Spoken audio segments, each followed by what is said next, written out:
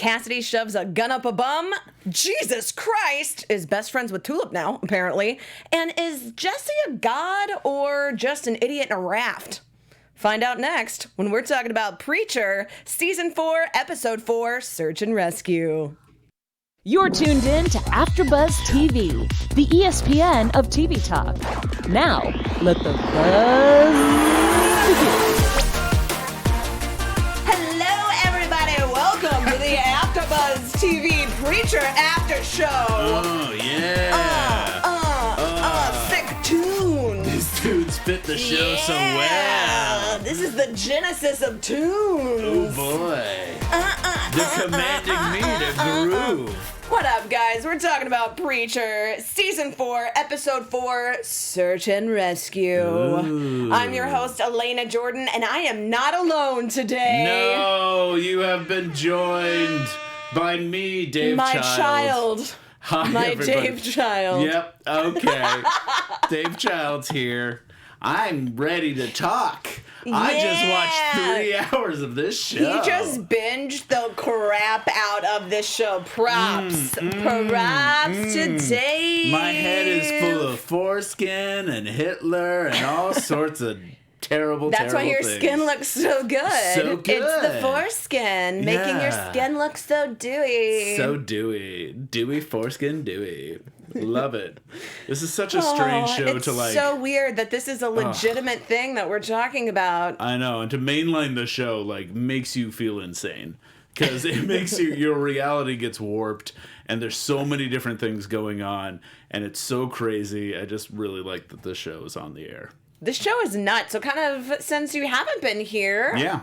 what do you think? Not only kind of overall thoughts, not only of this episode, but how it stacks up to the other 3 that we've seen thus far. Because we're 4 episodes in already. It's crazy. Yeah, I think, like I said, I might mix up some of, like, everything's kind of in my head right now. But it's a good, the season's been really good. Like, I've been enjoying, I like the fact that this is the last season, even though I like the show. Because I like it when shows, like, know when to leave. Kind of know when to kind of quit and not keep going, even though they could easily keep going. Know when to hold them. Know when to fold them. And this one's doing a good job of revving up to the end and kind of like bringing stuff, especially from comic book like readers that are referenced all over the place and. Kind of, and I like how they're just like, and here's the Jesus Decide, and okay, bye, okay, let's keep going, and it's like, you guys happy? You guys, okay, cool, let's keep, and I love that. I kind of like how it knows it's adapted into something different, and it's using what they've set up, and they're paying off on what they've set up, yet they're still being like, they're nodding towards the comic enough. It's good. I think that is pretty much the perfect encapsulation of this show. Yeah. Dave, it's so good to have you It's so back. good.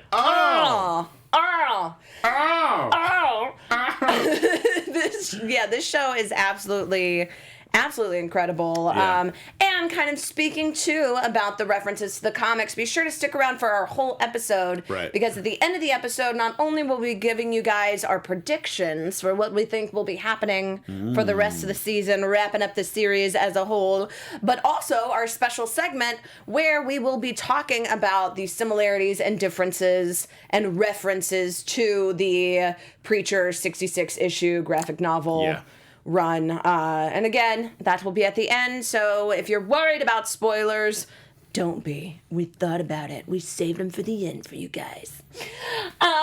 So diving right into this episode, man, kicking off. It picks up right where the end of episode 1. Yeah, we're kind of jumping around time. They're using time in a very interesting way. They're setting up stuff. This happened in the previous episode too, because you got to see him already on the plane, and then it jumps to him what actually happened at the Desaad place.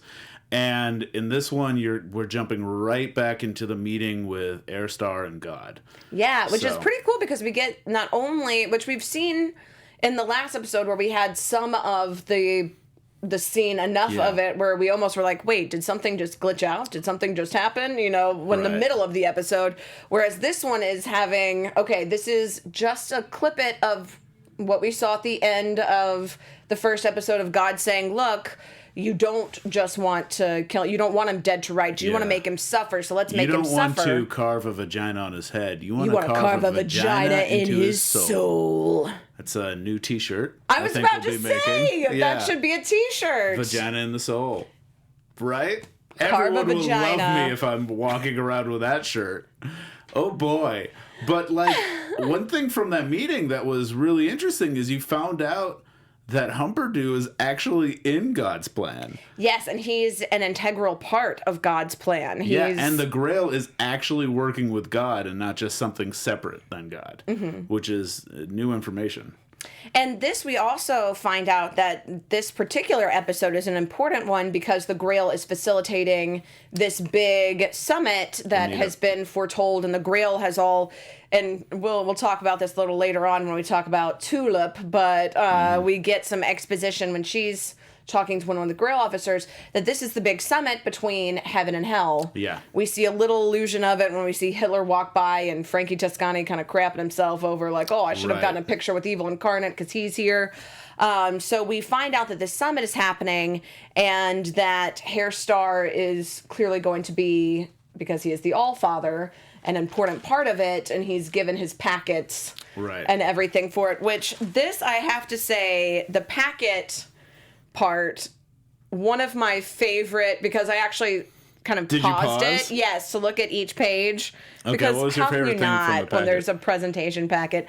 We only got the first. Oh, of course, Of course, whenever everybody. I see a presentation packet, like, I just, let me see this packet. all reason falls away. I must see the packet. So that's the steps for Apocalypse 2020, the end of the world. So we know that this is something that both sides are going to be working together to bring about the apocalypse, which also kind of goes with our whole circumventing of good and bad and what is the representation of, oh, well, clearly if the world is going to end, then these are evil forces that are doing this, but it's actually both of these. Right. If there's one thing about a good apocalypse story, it's all about good and evil kind of coming together and doing it. Good Omens does the same sort of thing, where it's just about both sides kind of agreeing, well, the apocalypse has to happen, so let's come to terms about what's happening at the apocalypse. Two sides of the same coin, and that coin is the apocalypse. Is the apocalypse.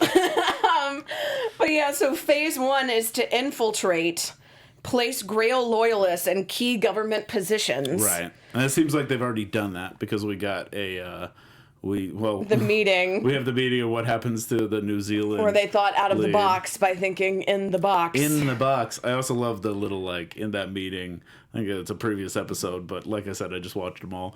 The Blame Australia, which was like... God, I know, so good. Made me think of Flight of the Conchords, and it made me really happy. Because they're always, like, going up against... Australia's like, where's the car? And we're like, where's the car? Yeah. The arch nemesis of New Zealand is Australia. Love it.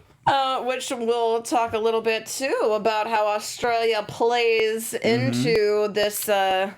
Whoa, and plan. Now Jesse is in Australia. In Australia. That can't be coincidental. It's got to be some sort of connection. Okay, I got a prediction that I'm going to bring up in the prediction especially because we put a shipping label on that dead body box. Uh-huh. So, where's it going? Where's it going?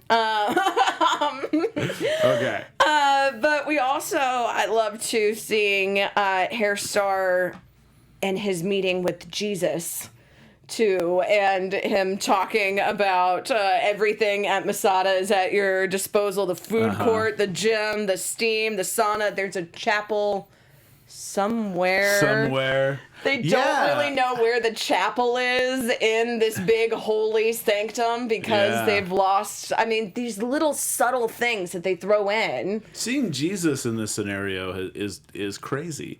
And it's just, and you get to see what his kind of energy goes, how it like conflicts with the rest of the show, because the show's so violent and crazy, and you see him just coming in as this like very soft boy and just trying to like use love and understanding to and it's great. I like how Jesus seems like a swell guy. The juxtaposition of like chill hippie Jesus and Hair Star is just losing it at this point. I mean, Jesus even points out his ear and he's like, oh no, it's fine. Why and did we he do see that it to his fall ear? onto the packet of the picture of Jesse, and Jesse is in the Apocalypse packet. Right, he's a big part of the Apocalypse packet. Big part of the Apocalypse packet, getting covered with ear dick. Yeah, and ear dick. We earmark it. He was earmarking the page. Oh, gross. I'm proud of that one, actually.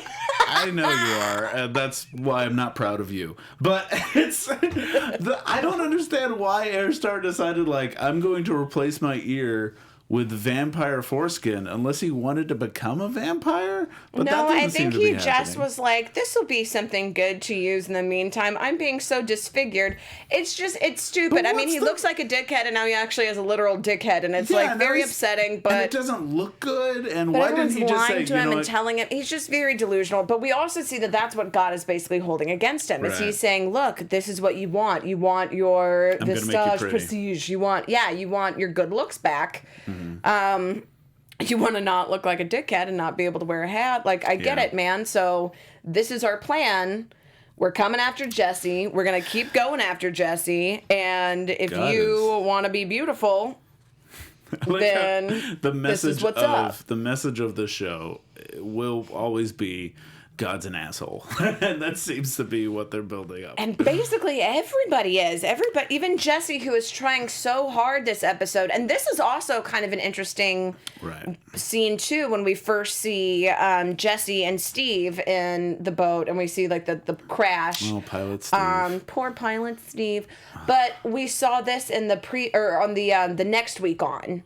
Was this exact scene, and we're like, wow, this seems like this is a big kind of spoiler that they're putting this in here, and it's the very first thing that we see. So it's like, okay, well, the only thing being, and I wanted your opinion on this, when the plane crashes, we see the old man, God, sitting on the plane, and the zoom in into the mouth. What did you think was going on with that? Well, that was also happening when Jesse was kind of seeing his friends, had a moment with Cass, had a moment with Tulip, and then had a moment with God. So I don't think God was literally there. I think he was just imagining God laughing at him, and that was like personifying it. It was like showing it, because that's the same... Cass wasn't there. Tulip wasn't there. And I think that's why they showed those previous ones. Was to show, because we've seen God literally sitting there with Jesse, like, as a child. Yeah, we saw, like, God and Desaad, like, dressed up as the dog again. But like, even when we see the young Jesse back in, when he's, with his grandma, we see the devil sitting at the table and God sitting in his bedroom, and they are supposedly literally in that moment. Right. I'm with you, though. I think that they set up those previous little kind of hallucination moments, or imagining that somebody is there to show that this wasn't a literal adaptation. And even if he was there or wasn't there, the same thing was happening, which was God was laughing at him and setting up these like series of disappointments in his life. Oh my God, a lemony snicket's just series of unfortunate events everywhere. Everywhere. Boy. Bad beginning all the way to the penultimate peril. I like those books. Little secret about me. As do I. Yeah, but so you have like the kid, you have like first the dog dies and then the kid dies, and then like now you're set up, so now he's setting up this pilot that he's becoming friends with, and it was not showing he was such a swell guy. He was the guy that wanted to go in and save the kid in the first place. Yeah, who's like, we got pilot code. If you don't have priest code, at least I have pilot code. I'm Pilot Steve. Which, by the way, pilot code, not that strong. Because he just went in and lost his pants somewhere, and that's what he focused on rather than actually finding that kid. So, yeah, well, pilots gotta sow their oats, and that's what they tend to do. But he knew Jesse was on the way. Yeah, and you saw Jesse also use his voice more than he really ever has. And we see kind of like the whole we've seen kind of the trope of if they have the capability to make a wish, but it's not phrased completely perfectly, then how that can go awry. And we're seeing that with Right. Jesse, with him using his voice, with all of the examples. Yeah, with the dog, with the kid, with everything where he's trying to do something good, and it's having unintended consequences Right. that feel like God is just going, oh, well, you're going to do this? Okay, well, then this means this. Yeah. It's all like a big chess game. Yeah, and I think it was also building up to specifically when they're on the raft. And, he's already told him, like, be positive. That didn't turn out well because then he's not paying attention to the fact he's burning alive. And then, oh, don't feel pain. And then he loses his arm. And it builds up to the point where the pilot, Steve, is looking at Jesse and calling Jesse God. Mm-hmm. And he sees Jesse as God. And so he's asking Jesse for favors instead of God. And that makes me wonder if that's part of God's plan. If that's what God is really leading to, is to show you can see what it's like to be me because you're in this situation and someone's addressing you directly. And That's a really good point. Yeah, so it feels like it's building up to that. Forced empathy almost. Yeah, like you got in the most douchey way possible. Now you know what it's like to be me because I've set up this horrible situation for you. But I like that Jesse too in this moment is like, look, this is between me and you. Like, leave him out of here, out of it. Like he's gonna die out here if you keep pulling this bull crap. And Steve's like, well, what did God say?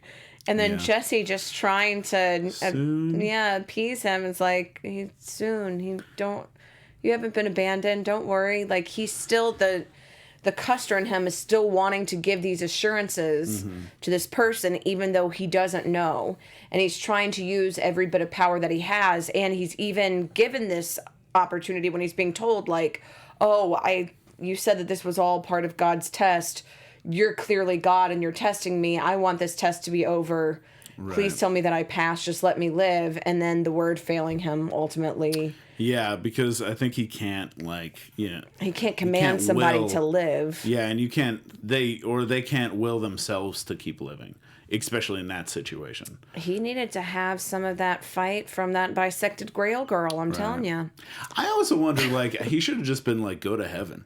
Because it seems like he could say go to hell, and it seems to work. Yeah. So why can't he just be go to heaven, and then boom, he's up there, at the very least. Yeah, that would have been, good call. Yeah. That would have been way better. But then he would have also probably been a bloody stump, burning, stuck in heaven, so he hadn't passed, left the body behind. I did think that it was interesting that it too is the whole allegory of it being a pilot and it being the person who's taking him to his location.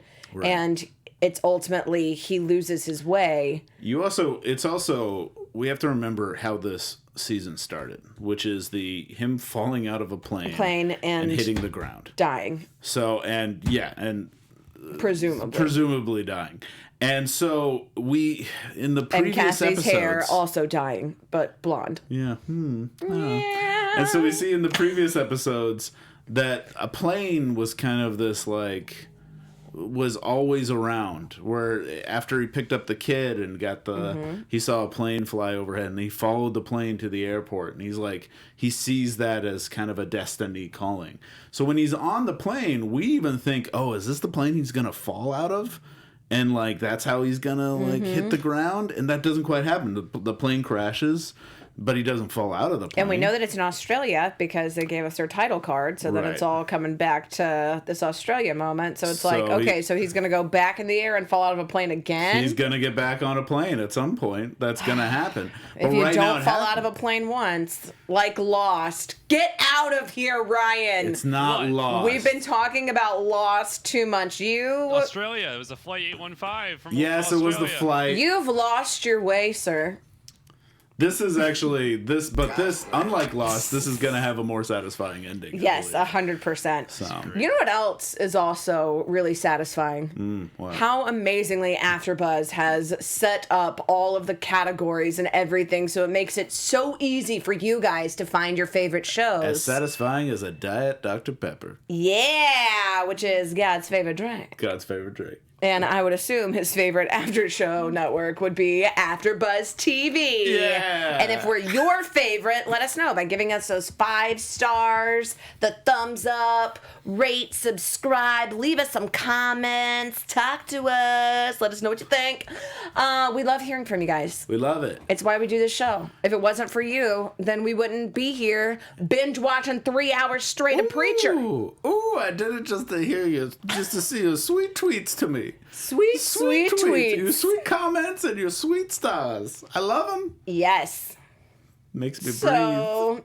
Back to the show. So yeah, let us know what you think. Give us all of those good things, and then we'll keep talking about the show. Yeah. Perfect segue. Let that topic die, just like poor Steve in the raft. Eaten by sharks, just a couple of Just feet nibbled away at from Australia. shark. Oh my God, that was just the most ridiculous thing when he wraps up Steve and then he gives him this beautiful, moving Bible verse. He's saying these sweet, kind things, and then a shark there. just comes up and 47 meters down, just Mandy Moore's that poor Steve. And Spoiler alert, I haven't seen 47 meters down. well, what are you doing with your life? You haven't seen the cinematic classic 47 meters down? I didn't even know Mandy Moore was in it. They talk about a guy named Stewart. Oh, I thought it was Steve. Damn it. Never mind. It's not even good. Sorry. Never mind. Oh, I've seen it too much. I know the people that they talk about. Ugh. Anyway, And it was so they very turn close around. to the beach, though. So if Son of a beach. he could have just stayed alive just a little bit longer, He could have scarred all of those children on the beach. Most importantly, yeah, that's the That's the takeaway. Is That's he what would've could happened. have, and also like there are some people just swimming out there. There's sharks very close to you guys. Get out of the water. that's Australia, man. Australia. Everything's designed to kill you in Australia. But they love sharks in Australia, and there's things on the land that'll kill you, and there's things in the sea. I do love though that this is what finally breaks Jesse though. He's finally like, you know what? You're an asshole. Like I've been having this conversation with God. I've been saying, you know what? No, I've got my bearings. I know Finally. where I'm going. And he's finally just like, screw you, man. Like just Yeah. And then It's taken him a lot to lose his faith. That's has. something that's like, and he's not even quite there yet, which is interesting.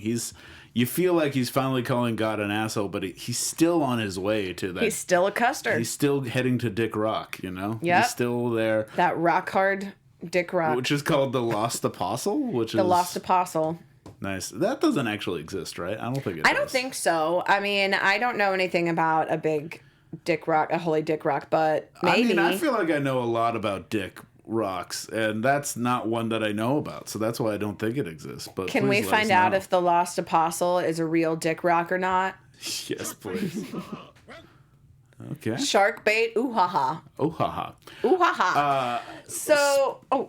At the beach, also on the flip side of the world, should we go to them? Should we go to our buddies, the Saint and Arseface? Well, we do have them. Yeah, we have just a brief little moment with them at the very end of the episode too, where we see that they have now reached the Gulf.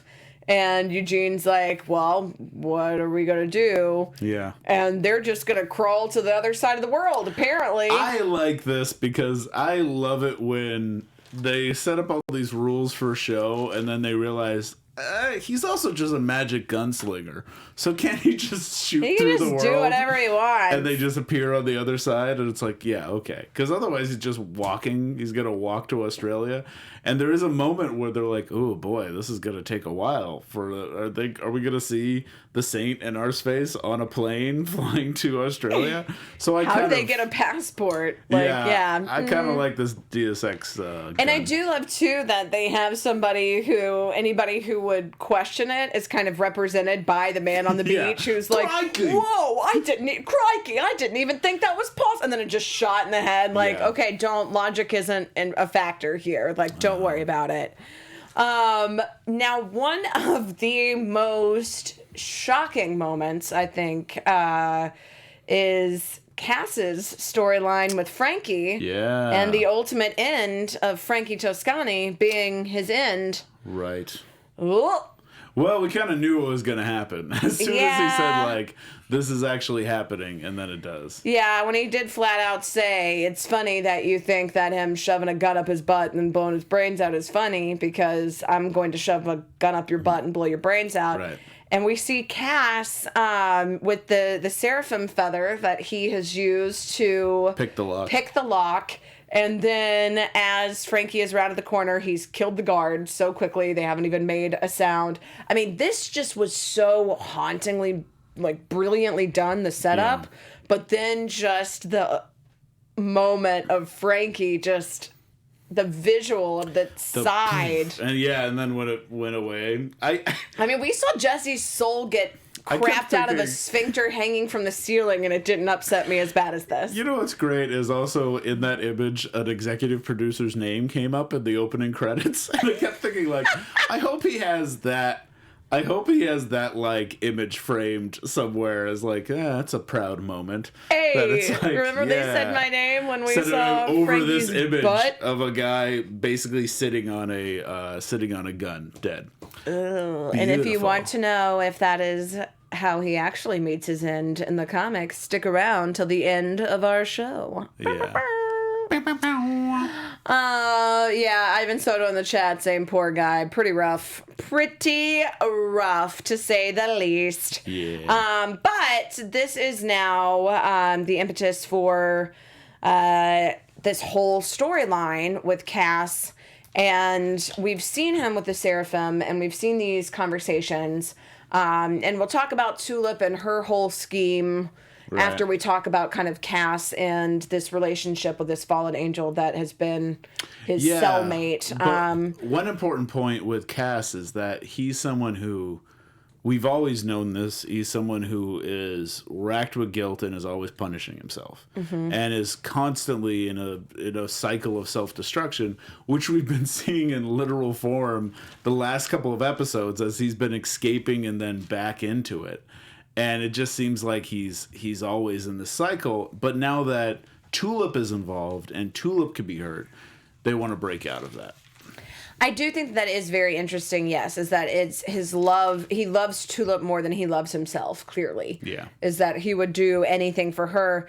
But we also have this really heart-wrenching conversation where we have the Seraphim even saying, like, oh, you were so excited, you couldn't believe that she could come back for you. And he's like, no, she's not my girlfriend, she's my mate's girlfriend, and forbidden love versus, is it really love or is it pig-headedness? Mm-hmm. And Cass just saying, look, no, that's just who she is. She just, if you take something of hers, she's going to come back and get it.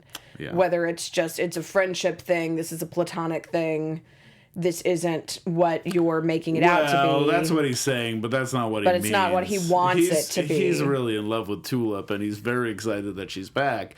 And now that Tulip is in danger, that's actually what's going to get him out of there. Because he realized she's going to keep coming back. She's going to keep coming back, and Featherstone is just which I also think it's ironic that her name is Featherstone, and it's the feather that is getting him out of the stone. Featherstone has become such a badass. God, Featherstone, I'm like, Hoover's gone. What do you think of Hoover 2? Hoover 2's like, terrible. He's Hoover 2's just there to be like, he's doing what he's supposed to do. Yeah, it's what Featherstone was originally, but now she's progressed as such like a crazy, like vengeful badass that I'm just so into it. It's so different from the comics. I think I'll say that at least. We'll talk about it more in detail later. But they've really adapted the show into something different, and some characters have gone off in these great directions that are very different.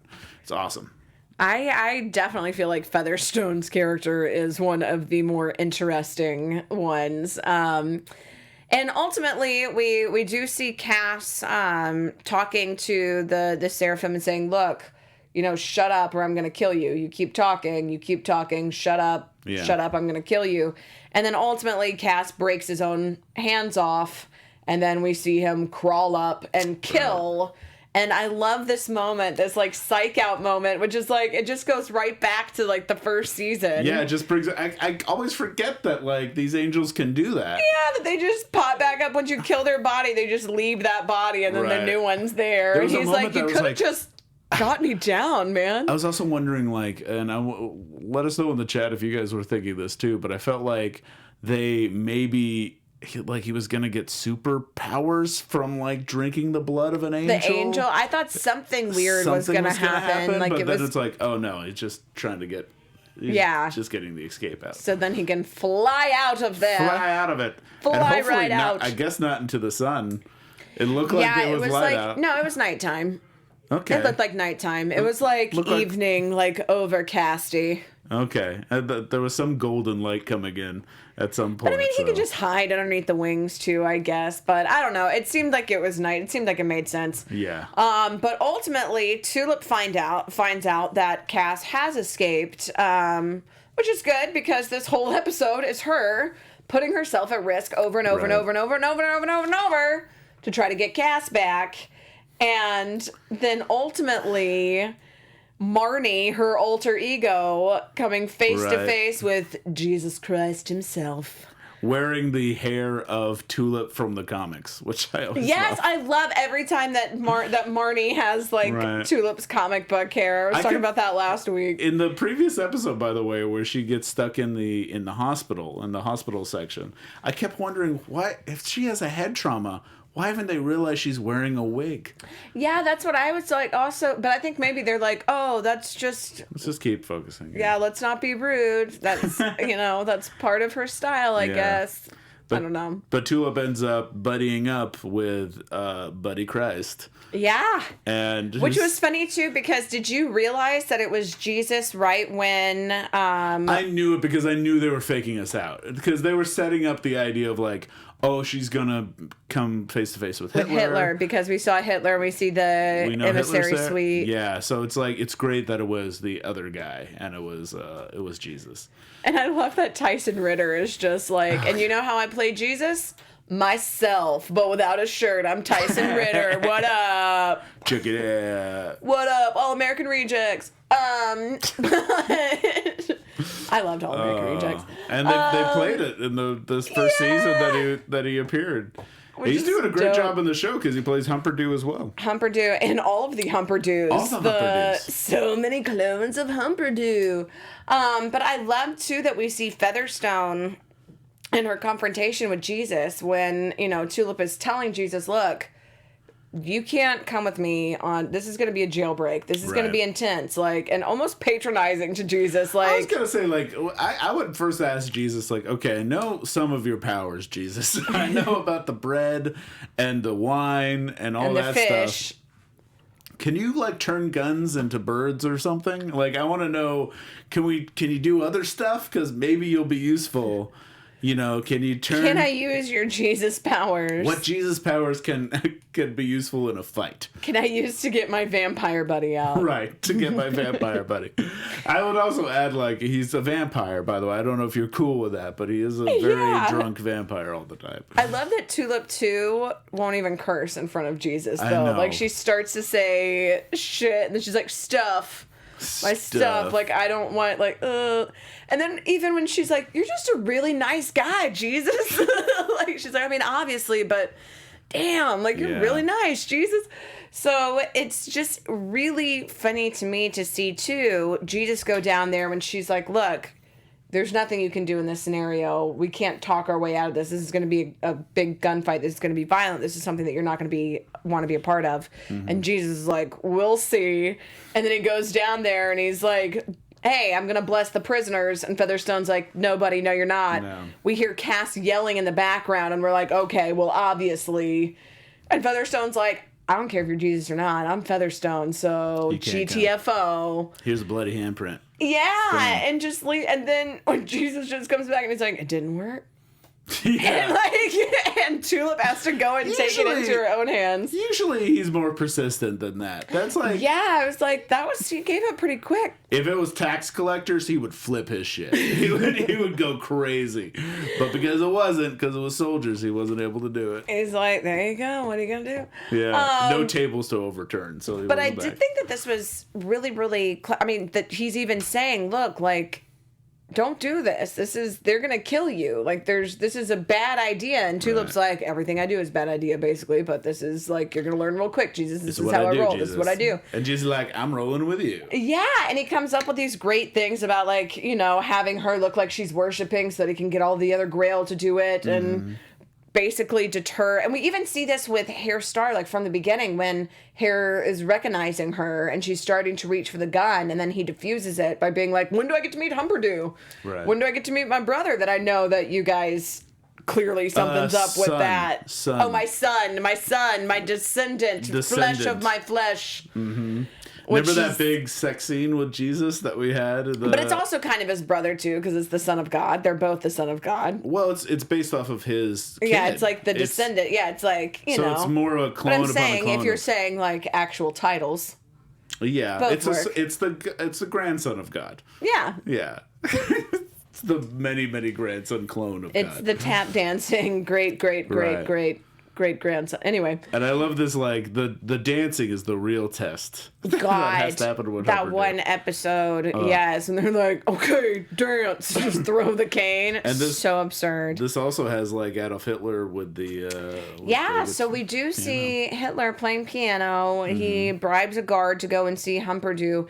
And at this point, we don't know if this is the correct Humperdew or not. And if it's not the right Humperdew, if he can't dance, then Hitler just has now gained a trump card that he can say, oh, well, you guys don't even have the actual descendant that you're supposed to have. So that is a little worrisome. And it also just sets up like a really happy, bouncy beat to then bring back in to the end. So the scoring on this show is just so good. It's so good. But ultimately, the big takeaway is that Jesus asked Tulip what's she going to do after this now that Cass is gone. And she's saying, I'm going to find Cass. Then I'm just going to do whatever the hell I want. And he's going to leave and go with her. He's going to go, too. He's bouncing. No packet for Jesus. Oh, boy. He's not meeting with the summit. He's like, forget that summit. You just hang out. And so does that mean that Humperdew has to now be... Humperdew's part of the plan, but it's still supposed to have the summit. But Humperdew is very integral. So says God. Well, any last thoughts on this episode before we dive into our special segment? No, I'm just excited about what this show is going to... how this is going to develop. What other things... There's still one big thing from the comic I can't wait to see. And we'll talk about that in a little bit. But, like... I really like the show. I'm just enjoying watching it. Sweet. Well, let's talk about it right now. Right now, we are going to talk some comics. So, if you don't want to hear it, sure, that can be our new... God's plan. Yeah, that's... We need something. It's the pages turning. It's flip it. We're flipping it and reverse it, man. It's a comic time. Turn off your set if you don't want it. Comics time. If you don't want to know what's happening, then don't watch for just a minute. So this episode, kind of the big difference in the comics and here is Frankie's demise. Yeah. In the comics, Frankie dies because he has Cass in a pit and he's been shooting Cass full of bullets. We talked a few episodes ago about how him cutting off Cass's wiener bits over and over again is kind of an allusion to Frankie having his penis cut off in the comics. Right. And being a eunuch and being kind of ostracized for that. Right. Now, that's kind of allusion to this one. Now, in the comics, though, Jesse is the one who goes and saves Cassidy, and he uses the word to where Frankie knows, like, okay, I need to be ready to shoot. The very first word he says, but the first word that Jesse says is miss. So Frankie misses, Jesse pushes him into the pit, Frankie breaks his neck, and he just has to lay there kind of comatose while Cass drinks his blood and revives him. This one... he gets gun shoved up his butt. Yeah. What'd you think of this reiteration of this? It's good. Like, I don't quite remember Frankie from the comics. He didn't stand out as, like, a big thing because I haven't read the comics since, like, season 1. I just know Eunochio is such a mean name to call anybody. Right. Like, that was his nickname, is because he was a eunuch. Oh, right, yeah. Now I remember that. Yeah! But I right? also- That's all you have to say is like his sister called him Unokio, and so he killed his sister's husband. Right. The big thing with like the comics in this that I really love that they found a way to get out of, and you probably talked about this in a previous episode, is the reason Jesse has split up from Tulip is much different, because in the comics it's just like, I don't want to hurt you, little lady, so you gotta stay home, and it's pretty sexist.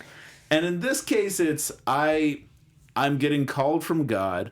I'm also worried somehow I'm going to hurt you. And so that's why he's leaving, which feels it's a much stronger character choice. I agree. And seeing the dream and him like physically choking Tulip and this like really visceral moment of him being like, I'm going to be the reason that you die if I stay here. Right. So he like, that makes a lot more like internal sense for the character. And it also, he's tried to free Cass. Cass doesn't want to get freed by him. So that gives him a reason to leave Cass. And Tulip has a reason to save Cass because she has literally nothing else to do. Like she doesn't know what to do with her life if she's not like pursuing Cass or crime, like some Custer. sort of adventure, really. Yeah, I know, but right now she's lost the love of her life. She's not sure how to deal with it, and so she's focusing on the next thing. And it makes sense with the character without it weakening her or weakening him, and that's amazing. I think that the way that they've been able to take these references and completely circumvent them and turn these things on their head so that you don't know what's going to happen next. Right. And we want to hear what you guys think are going to happen next in the comments. So let us know your thoughts. We got to kind of wrap up here before we get to our predictions, but we'll let you guys know what we think in the comments, maybe. And also, we'll definitely let you know what we think next week. Yeah. Until then, where can everybody find you? Oh, you can find me at mrdavechild on Twitter or davechild.com because I'm Dave Child. Yeah. And I'm Elena Jordan. You can find me on Twitter at Elena Jordan and on Instagram at Elena J. Jordan. And you can find us both back here next week, right? Yeah. Yeah, we're both going to be here next week, so you should be here with us. See you then. Bye. Bye. Our founder, Kevin Undergaro, and me, Maria Menounos, would like to thank you for tuning in to AfterBuzz TV. Remember, we're not just the first, we're the biggest in the world, and we're the only destination for all your favorite TV shows. Whatever you crave, we've got it. So go to AfterBuzzTV.com and check out our lineup. Buzz you later. The views expressed herein are those of the hosts only and do not necessarily reflect the views of AfterBuzz TV or its owners or principals.